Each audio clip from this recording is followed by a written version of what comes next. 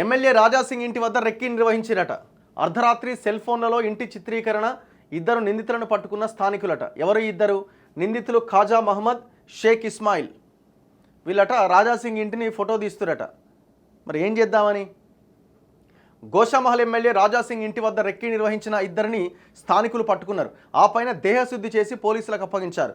బోరబండకు చెందిన ఖాజా మహమ్మద్, షేక్ ఇస్మాయిల్ కొద్ది రోజులు ర్యాపిడోలో వాహనాలు నడిపాడు. ప్రస్తుతం మద్యం తాగుతూ జులాయిగా తిరుగుతున్నారు. ఆదివారం అర్ధరాత్రి వారిద్దరూ బైక్ పైన ధూల్పేట్లోని రాజాసింగ్ ఇంటి వద్దకు చేరుకున్నారు. వారి సెల్ ఫోన్లలో ఆ ఇంటిని చిత్రీకరించారు. గమనించిన స్థానికులు అనుమానంతో వారి సెల్ ఫోన్లు చెక్ చేశారు. అందులో రాజాసింగ్ ఇంటి ఫోటోలతో పాటు రివాల్వర్, బుల్లెట్ల ఫోటోలు కనిపించినాయట. దీంతో వారిని పోలీసులకు అప్పగించారట. అంటే ఆ గ్యాలరీ ఓపెన్ చేస్తే రాజాసింగ్ ఇంటి ఫోటో ఉందట, దాంట్లో గన్ను, బుల్లెట్స్ ఫొటోస్ కూడా ఉన్నాయట. అయితే తాము రాజాసింగ్ను చంపడానికి రాలేదని, తమకు ఉగ్రవాదులతో సంబంధాలు లేవని నిందితులు విచారణలో చెప్పారు. ఓ విషయంలో స్నేహితులతో గొడవ పడ్డామని, రాజాసింగ్తో పాటు ఆయన ఇంటి ఫోటోలను స్టేటస్లో, ఇన్స్టాగ్రామ్లో పెట్టి వారిని భయపెడదామని అనుకున్నామని చెప్పినట్టు సమాచారం.